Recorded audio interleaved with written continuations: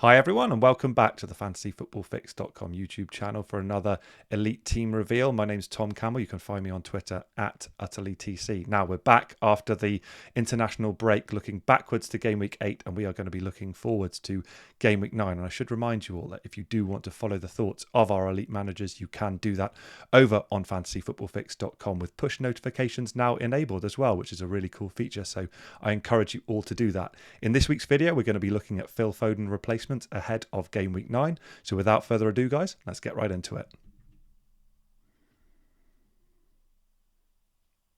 Guys, welcome back to the channel and welcome back after the international break. Goodness me, it's always a pain, isn't it? Although I should say the guest that we've got on today, Andrew Neave, who's back on the channel, we were talking off camera and it's been quite an enjoyable break for us. But it's time for us to look forward ahead of Game Week 9 now, guys. So Andrew, welcome back to the channel, my friend. How have you been doing?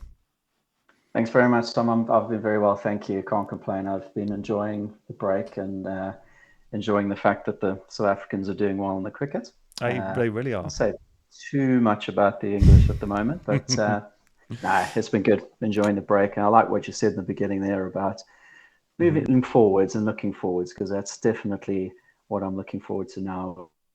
Was kind of international break. A lot of wild cards obviously played in Game Week 8. I wasn't one of them, so it was just kind of holding thumbs that everything would go okay last weekend, and pretty much got a grey arrow, as you can see there. So I'm looking forward to kicking on now.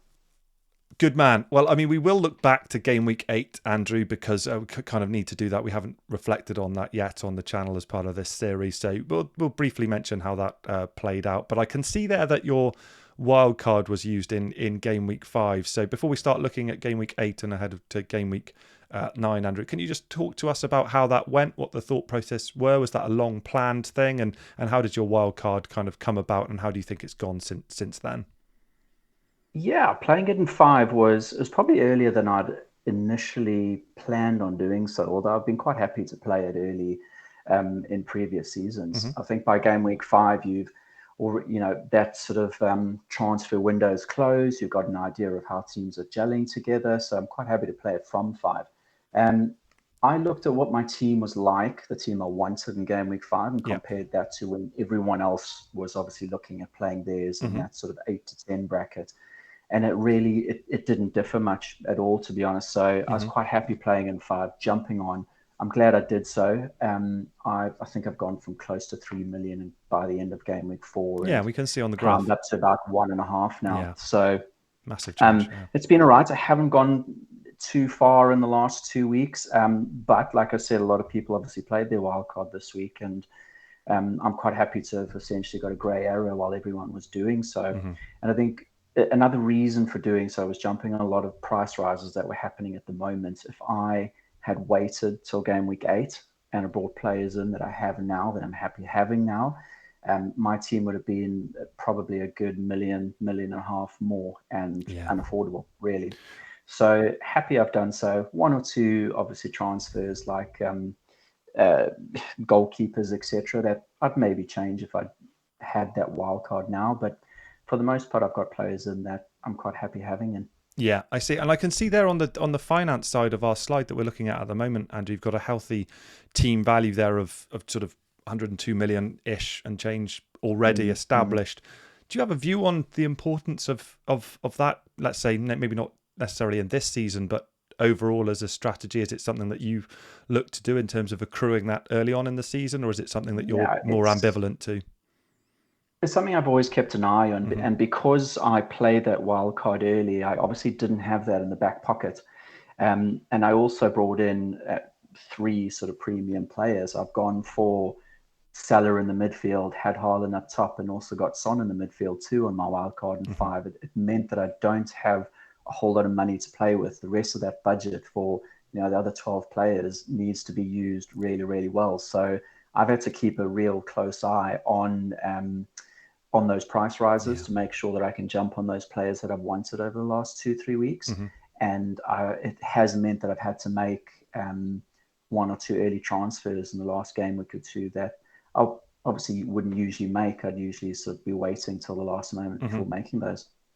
Yeah, interesting. Definitely. I think that's been felt. It's so funny how it can quickly move, kind of. I think at the beginning of the season, all the elite managers were talking about the lower price points and how we were sort of all having this slush fund available, and pretty quickly it's moved on to the point where every kind of 0.1 counts, doesn't it? Yeah, everyone's kind of struggling to get that wild card. Obviously, so many wild cards being played now and between now and game week 10, and a lot of people realizing now that because of all those price rises that have happened since game week 3, 4, they're really struggling to make that team work. So in the long run, I think going early has helped for me because I've got those players in that I assumed would do well over the last month, and I've been lucky enough that they have done well for me. Yeah, they have. And I've managed to climb a million and a half, or whatever it is, in the last 3 weeks. But the only reason I haven't climbed even higher with those players doing well is just because there has been so many other players that have done well, and especially in the midfield, which is obviously something we'll come to when we start looking forward. Yeah, definitely. That midfield seems to be problematic and interesting and fascinating, and kind of why we play the game this season, isn't it? There's so many options, like you say, and we will be previewing or checking out your thoughts around some of them considered as a potential Phil Foden replacement ongoing. But before we get to that, I mentioned we do need to look at Game Week 8, see how your team came about, Andrew. So let's take a look at how you performed in Game Week 8.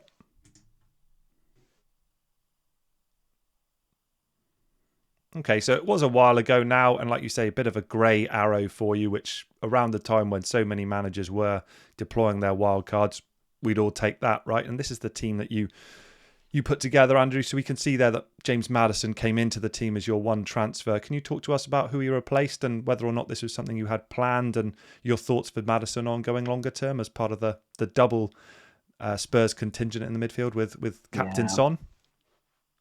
Maddison was always someone I was going to bring in, and Buemo was the one on the chopping block for that one. He had I got him in my wild card in game week 5. Those first 4 game weeks, he absolutely destroyed my game week ranks.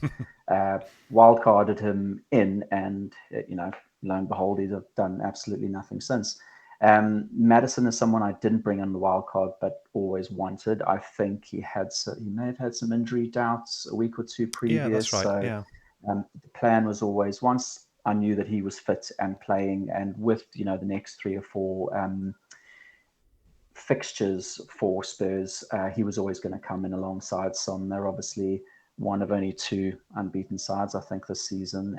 Still looking really good, and I fancy them for the next few. So I think it was an easy transfer. It was one I went for fairly early on in the week 2, if I remember quickly, just simply because I've only got 0.2 in the bank, and there were all sorts of rises and falls going on during the week.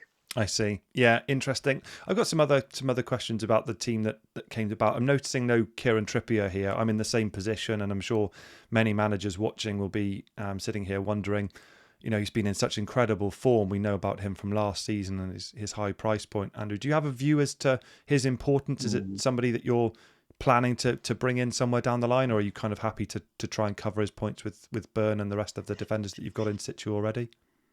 Yeah, I think that's pretty much what I've done, is just tried to cover it. Going for the Newcastle double up was my idea of covering for him. Sure. The idea was that, having both Botman and Burn in the side, while having their good fixtures, hopefully that double clean sheet could make up for any of those attacking points that Trippier brought in.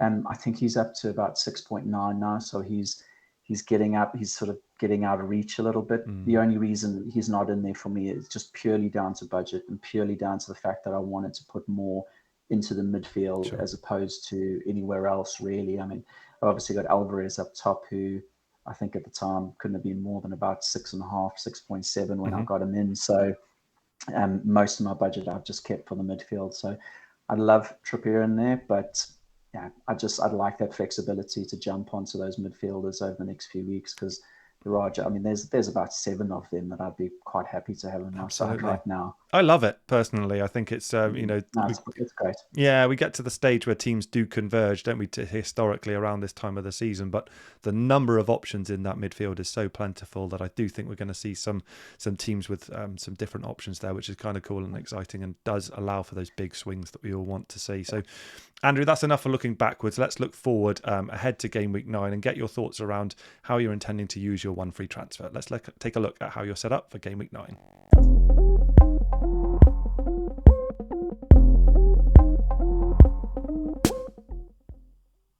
Cool, guys. So you will notice here that the team is pretty much identical. Well, it is identical in terms of the actual personnel here, but obviously we've got some slight changes in terms of availability, and we're showing the fixtures as well. So in terms of the lineup here, Andrew, it kind of picks itself, I guess. We're assuming that Botman's going to be confirmed as ruled out. Otherwise, he might be in the thinking, I would think, to start the game. And I do want to ask you about Flecken in goal. If he's fit, is he someone who you're still confident about? I've got Flecken in my squad, and I'm sure people watching might do as well. And I'm sitting here concerned as to whether or not this geezer is worth his spot. So what's your thought around Flecken versus Areola here?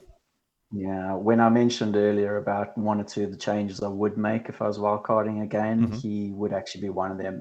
Not someone I'm too confident about, unfortunately. It looks as if he's not going to be playing for the next few anyway. Yeah. I think it's an appendix. They were very vague about what it was, sort of something personal, medical. I think it came out that his appendix, and no idea how long that's keeping him out for. I would have preferred to have started him this week just simply because he's playing at home to Burnley as opposed to Areola, who's away to Aston Villa. I've obviously got Diaby and Cash in my team, so it would have been nice avoiding having attackers in my team playing a goalkeeper. But it looks as if that's how it's going to have to pan out. Fair enough. Flecken, Brentford, unfortunately, I think the injury of Henry has upset things at the back for them. I could be wrong, but I think I saw an injury to Pinnock over the weekend too. So I think it's just getting worse and worse for them. So the fixtures are, if I remember correctly, are okay. They're a bit up and down. There's sort of one good fixture, one bad, one good, one bad. So if I was looking at vesting in another defender, another goalkeeper at the moment, Brentford isn't really where I'd be going now. I think there are better options out there. Can I ask you about that, Andrew? I mean, we're looking at the team we've already seen for Game Week 8, and we know we're going to talk about Phil Foden potential replacements. It's despite Man City playing Brighton, very good team, but at home, and we know that they have been porous, haven't they? But just in terms of that goalkeeper spot, Areola, we know, was a great price at the beginning of the game, remains really affordable.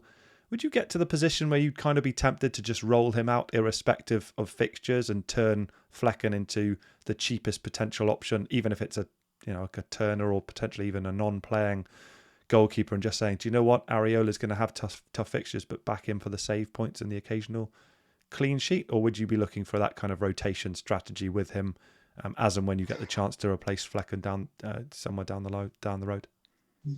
Yeah, it doesn't look like Flecken's going to be available for the next few weeks at least. I think when they initially brought the news out about him being unavailable for the previous game week, it sounded like it was they guessed at about a mid-November return. So he's not going to be available for the next 3 or 4 by the sounds of it. But I'm not going to be transferring him out myself, just simply because those transfers are obviously so important and so precious. I don't really want to be wasting it on Flecken when I'm quite happy playing Areola for the next few. I get it. West Ham's fixtures, obviously this weekend, I'm just looking at the fixture list here. I think West Ham are playing, they're obviously playing Aston Villa away this week. Yeah. But the game weeks from game week 10 till I think the next tough fixtures is in about game week 15 or game week 18 for them. So the next 8 game weeks, I'm quite happy playing. Sure. I think it's Spurs in 15 and Man United in 18. Yeah. So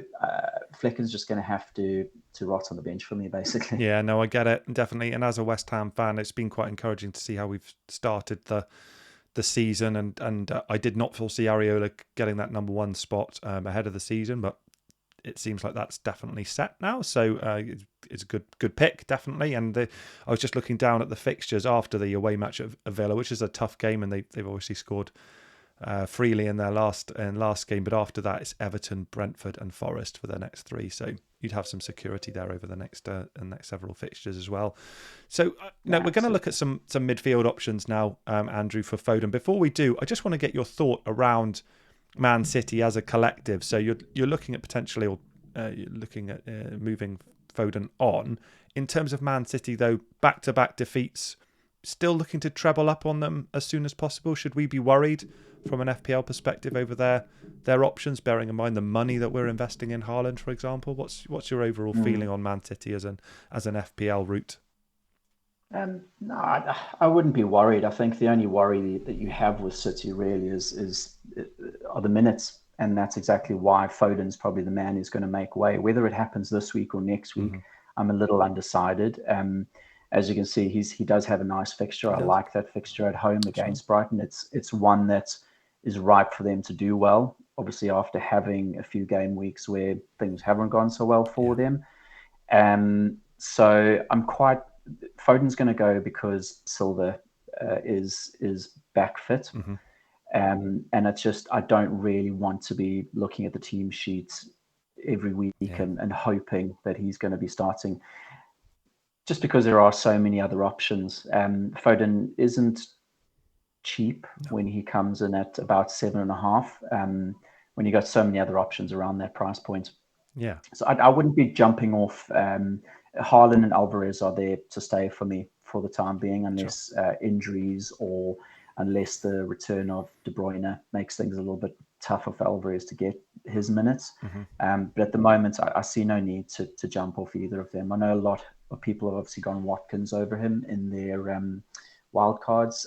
While I love the Watkins pick, I think when you've got a City player playing alongside Haaland, who costs less than 7 million, who's on most of the set pieces, I don't see why I would get rid of him. No, I understand. Of whether fixtures are good or not. And cool, and that makes sense. So if we stick with Haaland and Alvarez for the foreseeable, will you be looking to treble up again with Man City? They do have they're a juggernaut, as we know, and an incredible team, and Rodri's coming back, etc. But their fixtures, for what it's worth, do sour, don't they? After the Brighton game a little bit. So are you sort of saying that's cool, doubling up is sufficient, and you'll keep a watching brief on City in terms of choosing your third player? Is that the attitude you're taking towards their team? Yeah, I think in seasons gone past, when you can triple up on City, you triple up on City just because of how many goals that they have in them, or because of their defensive numbers. I won't be looking at doing so, just because there are other options that I think are more secure and just hold better value, basically. I see. Talk captaincy briefly. So you've got it on Haaland at the moment. Previous discussions on this series haven't really focused on captaincy because it's been largely a non-discussion point. That's changed recently. We noticed last game week, for example, you decided not to captain Haaland and went elsewhere alongside many other people. Back on him for this week. Is that in any doubt at all? Do you like Son against Fulham? Does that kind of threaten it, or potentially Salah in the Merseyside derby, or is it set and forget on Haaland for game week 9? Quite happy with it being on Haaland. I chose quite early that one. What I tend to do is, as soon as the game week kicks off, I have a look at what my team looks like for the following game week, set it up, and I try and, as a rule, go for the person that just off the top of my head makes the most sense in terms of who the captaincy should be on. And I try keep it on that person unless there's any other news during the week that changes. I think keep it simple. Choose the one that just makes the most sense. Salah is tempting. Again, it's an early kickoff. I got bitten by that last week with choosing Son. It was a 50-50 call for me last week between Son and Salah. Unfortunately, I went the wrong way. The only reason for that was just simply because of the away goals, actually. Salah, up until last week, hadn't scored an away goal all season. Son had scored 5 in his last 2 away games. He got the hat trick against Burnley, and I think it was 2 against Arsenal at the Emirates. So it was the only thing that swayed me, and it just shows, how close you can be to getting a huge haul, green arrow if you get it right. So Unfortunately, it didn't work out for me, but I'm quite happy with Haaland this week. Obviously, great fixtures for Son and Salah, but Haaland away to Brighton, they're a wounded home to animal at the Brighton, moment. right? Exactly. Yeah, home to Brighton. Yeah. So I don't see myself thinking otherwise, to be honest. I love that advice. Choosing the person who initially makes sense and trying not to deviate, especially maybe more difficult to do over this prolonged period where gremlins can get in your mind, can't they? And you can start to deviate. Exactly. And it also, I think what it also does is it makes sure that you're not taking on too much information and too much influence. This year has been my first year getting involved with the FPL sort of community and FPL Twitter, and I've actually tried to step back from that a lot. I've found that I was just listening. I felt like I had to listen to everyone's opinions and take on all the information I could, and it meant that I was going for players that I never really wanted and wasn't that confident in, just because of how popular a pick they were with the FPL community. Jackson being a very, very good example. Oh, Nick, yeah. Just was never comfortable with him, and it's me choosing those players, so I can't put that blame on anyone else. Yeah. But I have in the last few weeks just made a very conscious decision of going, okay, I'm going to take on a little bit less information during the week, and I find choosing my captain early, as soon as I can have a look at what my team looks like once that previous game week starts, it makes for there's less chance of you kind of taking on information and changing your mind. Love that. So the bus team, set that bus team early and trust yourself over the captaincy pick. The one exception I'm sure Andrew would be keen to point out is, of course, our elite managers over at fantasyfootballfix.com, where you can follow everyone's thoughts, and of course on the push notification setting as well, which I mentioned in the introduction as well. But enough of the plugging for now. We've talked about Phil Foden replacement, Andrew, as well. So we've pulled together some stats on some of the prospective midfielders who might be of interest ahead of game week 9.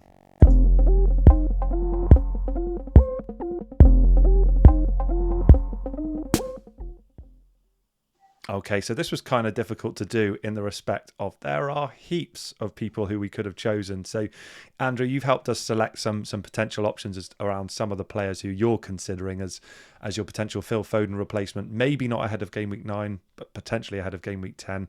And we've got Jared Bowen here from the mighty West Ham United, who obviously represented England as well during the international break, which is great to see. He's been in terrific form. We've got Diaz ahead of some nice fixtures for Liverpool. Martinelli, who's back in scoring form for Arsenal. Matoma, of course, Brighton winger that we all have had in our teams, I'm sure, at different points. And then Saka, who there's still a doubt over from a fitness perspective, and I'm sure is in people's teams already, unless they took the decision to transfer him out early. So these are the people who we've called out, guys. The numbers in green, you can see there are the sort of leaders in that respect. But Andrew, who do you kind of see as the standout here? Is there anyone who you look at and think, he is the person who is leaping out at me?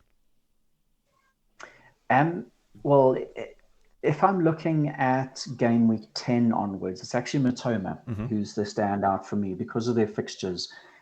Brighton this week, obviously playing away at Man City, so not someone I'm looking at bringing in straight away. But after that, he's got Fulham at home, Everton away, Sheffield at home, and Forest away in the next 4. So those fixtures are basically as good as you get. And I think the Brighton fixtures, even beyond the next 4 or 5 after that City game, are great. And a fantastic option. I think he's about 40% owned too, I think, still. Mostly just because he was such a popular pick in the beginning, and it's just he's stuck there with managers that haven't necessarily done the hokey cokey with all of the different options that we have in midfield and have had since we brought him in the beginning. Yeah. But Matoma stands out from game week 10 just because of those fixtures, and I'm quite confident it'll be him that comes in for me in 10, regardless of what I decide to do in game week 9. I'd like to, this coming game week, see if I can hold on to that free transfer, just giving me 2 frees for game week 10. And quite confident Matoma will be the one, if not, definitely not this week though. Yeah, interesting. I love it because Brighton will not be on people's minds right now, like you say, ahead of that game week 9 fixture away at Man City. Perhaps they should be, right? They are an incredible scoring team, and we know Man City haven't been in their best form, but certainly beyond that into game week 10, I'm sure they'll come back onto people's radars. And indeed, actually, if you look at fantasyfootballfix.com's projected points for midfielders, I was looking at this in preparation for the video. They like Pascal Gross as well, who's an interesting option there. I think certainly sometimes gets forgotten about for Brighton, and I know that he can operate in a myriad of different positions, but I found that interesting that the fix algorithm likes him over that slightly elongated fixture run as well. Talk about Jared Bowen to me for a bit, Andrew. I mean, he's been in great form, obviously stepped up with Declan Rice moving on. Is it a player that you've liked over the course of the season? Do you see him finding a way into your midfield with all those other options? Like him more and more, and he's probably my second pick, but behind Matoma actually. Okay. He's my second pick, but it's Saka that I'm a bit more worried about, just given ownership and when he's fit again. Game week 10 for Arsenal is a home game against Sheffield too, I think. So it's going to be tough not having a highly owned fit, hopefully, Saka in game week 10. But Bowen, my second choice behind Matoma actually. I wasn't too, and the only reason I'd only started looking at Bowen over the last game week or two. West Ham just, given the tough fixture start that they had, there weren't some, and how not so great they were towards the back end of last season in the Premier League. He's not someone I'd paid much attention to, but having a look at the fixtures from game week 10 after his fixture this week away to Aston Villa, although not a bad fixture that one either, though. Definitely points potential in him there. He's got a great run of fixtures, and if I remember off the top of my head, it's right up until game week 18 that it looks fantastic. And even in 18, I think it's Man United, which you would quite happily play. No qualms in that one right now. Against. Yeah, I mean, so that let's take a shorter lens. Just looking here, West Ham away match at Villa, then Everton, Brentford, and Nottingham Forest for West Ham. Now, it's a nice run, and Moyes has talked. I'm not sure if everyone has picked up on this, but Moyes has talked in glowing references about his goal scoring exploits as well, and how he's looking to continue that and wants him to operate at the top end of the pitch more as well. So that seems to be something that we're seeing now play out as well, and he's happy off the field as well. I think there were some things around the birth of his children as well at the back end of last season as well. So. That seems to have been sorted out, and he's in great form. Seems happy at the club. Great new contract signed as well. So I think he's another fantastic option. Saka wise, thank you. Yeah, I just wanted to get your thoughts on Saka. So I was surprised to see him left out in the monumentally big game against Man City. They've got a tough game, haven't they? In game week 9, Chelsea. I think Arsenal play. In game week 9, is that right? I believe so. Yeah, Chelsea away in game week 9. Not something that you're looking to. If you could get there in one move, would you do it? And let's say he was confirmed fit. If Arteta says he's all good, he's going to start against Chelsea. Sure. Is that a one move that you'd encourage Phil Foden to Saka in game week 9, or would you say this is not something you'd advocate for? I'd probably just be sticking with Foden, to be honest. That home game against Brighton, obviously I'm going to be waiting nervously on the team sheets for that one, but if I had to choose between the two, it's Foden just for that one more game week. But Saka afterwards, and there's obviously just that worry about his injury at the moment. I'm quite happy giving it one more week, not getting him a 9, waiting till 10, and hopefully does start that Chelsea game, gets through that okay, looks fit enough, and becomes a solid option for game week 10. I've got to say, Andrew, I'm impressed that you're going to be one of the few managers, I think, going over an international break and potentially not making a single transfer. That is impressive dedication and being stoic there. For good on you, definitely.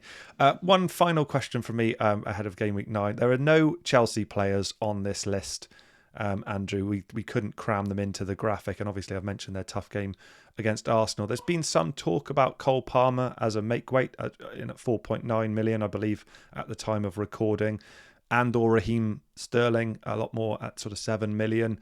Any interest at all in the Chelsea players ongoing? Do you think they're a team that we should be looking to invest in down over the next few game weeks, or are they an avoid for you? They're an avoid for me at the moment. It's tough with Chelsea. I think the only 2 games that they've really looked great at were against the the newly promoted That's teams. true. They had the best run, the fixture run between game week 3 and 8. We obviously all hopped. I had tripled up on them Yeah. by game week 3. It didn't work out for a lot of us. I mean, well done to you if you kept hold of Sterling for his Yeah, haul I a guess game so. Yeah. or two Hmm. back. So, but if I had Sterling, I think I'd be happy to keep him. Yeah. But he's not someone I'm looking to bring Fair in at the enough. moment, just because of the other options we have. Chelsea's fixtures are pretty bad from now on, for the next few at Yeah, least. they are. So not someone I'm really looking at. And you've got so many other options. Yeah. Like, I mean, Martinelli's one who's obviously just come back from injury. Hmm. Uh, you've got Trossard, who looks like he's injured himself, so less of a minute's worry for Martinelli coming back. Sure. I think he's a great option if you don't have the budget Yeah. to get to Saka. Hmm. If you do, then I think Saka is going to be first choice there. And the other option I've got in there is Diaz, and he's Yeah. someone I'll be keeping an eye on. They've got their game against Everton Yeah. this week, and I think he's an option just simply because I have a little bit more confidence in him getting the minutes as opposed to the other Liverpool strikers. I think Liverpool's next three are about as good Beautiful, as you aren't they? get in terms Yeah. of fixtures. Hmm. It's just who do you get besides Salah? I've got Salah in the team Hmm. already. Obviously, more than happy to keep him there.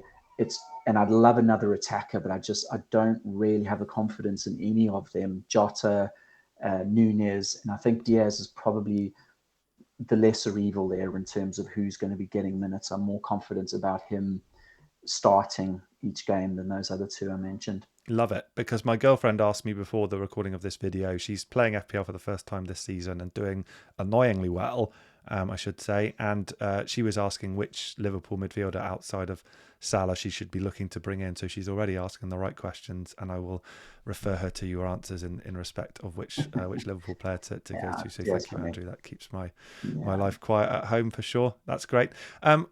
We haven't included any Aston Villa players here, Andrew. Obviously, you've already got DRB in your team in the midfield.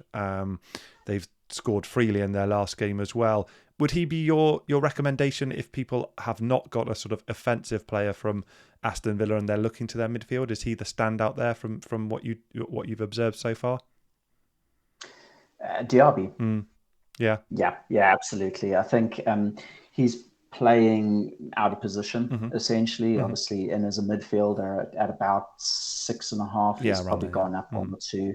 And he's essentially playing alongside Yeah. Watkins. And for their fixture run, I think it's a bit of a no-brainer, to be Yeah. perfectly honest with you. They've got great fixtures They from do. now on. Yeah. And Aston Villa look like a freely scoring side. I think we have to take a step back a little bit. Hmm. Someone like Watkins is not going to score 23 points or whatever it was in the last game that he got every week. No. He's more of a team player than your sort of out and out goal scorer like the likes of Wilson is at Newcastle, for example. But I think that means he's going to tick along really nicely. Yeah. He's always, like he did in those first few game weeks, I think the first 3 or 4 at least, he got an assist each game week, which is why I think Watkins is a great pick too, especially given the fixtures that they have. Diaby, yeah, he's already in my team. If he wasn't in my team, he would be between him and Matoma for the I next like it. run of fixtures. Okay, and in terms of that potential double up for Aston Villa, Watkins and Diaby, something you'd support if the team composition allowed? Do you like that do you think you've got enough confidence in the Aston Villa attack to advocate for that as a potential option that people might go down? I do like it. Yeah, I think for me personally, someone who already has Alvarez Watkins, the only reason I don't have Watkins is because I have Alvarez, Yeah. and I don't see any reason at the moment to get rid of him. No. Alvarez is cheaper. He's playing for a team who at any time can score 5 or 6. I mean, I say this after Aston Villa have done just that, and City haven't. But I have a little bit more confidence in Alvarez getting in the points than I do Watkins, just simply because of the quality of the team that he plays for. And it's the reason why I say, he's going to do well, but we can't expect him to get those 5 attacking returns each game week, every game week. No. I'd be quite happy doubling up on the two for their fixture run at the moment. And I have looked at the change in formation. Having both Alvarez and Watkins up front, it would mean that I'd obviously have to drop one of those midfielders down to a cheapo. Having said that, I think it's probably worth mentioning Thomas Souček, actually. Oh, of course. So nice to get another West Ham player in. At 4.9, he's looking really, really good and just going under the radar. Obviously, there's a lot of people who don't have the money to go Bowen. So they're looking at James Ward-Prowse. Yeah. But Thomas Souček at 4.9, he's got the same amount of goals as James Ward-Prowse this season. And having a look at the stats just before this on the website, I think he had at least 3 times the amount of shots in the box that James Ward-Prowse has had. So a lot of those will be aerial. James Ward-Prowse is responsible for a lot of those, right? Souček and you've got him whipping them in. Yeah, is powerful in the air, having watched him play over the last few seasons. And we, other than Aaron Cresswell, have not been able to supply him maybe with the regularity and consistency that JWP offers. So I really like that as a curveball pick, actually, Andrew. I hadn't thought about Souček there. And yeah, if you're changing formation, potentially that could be something that people look at. No, absolutely. And even maybe not as a fifth midfielder. I think if you are going the 3-2-5 formation, you should be putting in that money just because of all the options that you do have. There's obviously 5 great options on the screen right now, as well as 4 or 5 extras that there aren't on here and can very well be. But if you are going with 4 midfielders and you're looking for a fifth who you would like to have start, who you're quite happy bringing in for the next 8 game weeks we mentioned that look really good for West Ham, then I think he's a fantastic option. You mentioned Cole Palmer earlier. I think he's exactly the same price as him. Yeah, 4.9. That's right. Yeah. Cole Palmer, we think, has the penalties, which obviously Souček doesn't, but the fixtures and, as you say, his aerial abilities mean that I think he could very well do better than Palmer does over the next few. Yeah, I mean, speaking as for myself, and I don't really want to talk about my team too much, but I've had that setup of actually having cheaper midfielders in there. So I'm looking around that budget. I've been looking at the likes of Neto and Douglas Luiz and people like that who are a little bit more expensive. So this could be something that actually becomes a really important enabler for me and potentially some of the managers watching. So that's really helpful advice. Andrew, anything else that you wanted to cover before we wrap things up ahead of Game Week 9? No, not really. I think it's probably just, worth mentioning how weird a season it's been. Obviously, when we chatted last, it was the end of Game Week 1, and it's been topsy-turvy and a strange one since then. I'm sitting at 1.5 million now, and if you'd asked me then if I'd be, happy sitting here with a rank of 1.5 after Game Weeks, I'd probably say hell no. But I'm feeling quite positive going forward. I think before this last game week, the elite managers on Fantasy Football Fix, I think there's about 13. I think only 2 of them were even in the top million before this last game week. I think it might have changed now with there were quite a few wild cards played in Game Week 8, and I haven't actually looked at it since, to be honest. I've been it's so close as well, the ranks wise to points still. It can change so quickly. Definitely. No, exactly. So, for guys that are used to doing a whole lot better, and there's all of those sort of stats on Twitter at the moment about those legendary managers who've done so well over the past, including some of the elite managers for the Fantasy Football Fix team, who are not doing so great at the moment. So if you've got guys like that who are languishing right now, don't stress. They're only going to get better. They will be climbing up the ranks very, very soon. And it's only been 8 game weeks. It's a very small sample, and the chances of bad luck affecting things over such a small sample is obviously greater. Enormous. So, So I think it's probably just worth adding that. Stick to it, plug at, and you'll climb those ranks soon enough. Lovely. profound words to end on. Andrew, always lovely to talk to you. You've got a great FPL mind, and I'm sure the guys have enjoyed listening to your thoughts ahead of Gameweek 9. And guys, if you have liked this video, do please smash a like on the video. Do please drop a comment down below for Andrew and for the other elite managers, and we'll get back to you, I'm sure. And we will be back next week ahead of Gameweek 10, of course. And I should say one last plug, please, for the elite manager section over at fantasyfootballfix.com, where you can get your push notifications enabled to get what they're planning to do ahead of Gameweek 9 and beyond as we go through the rest of the season. But guys, that'll about do it ahead of Gameweek 9. Have a great week, and I'll talk to you ahead of Gameweek 10. Have a great week. Bye-bye.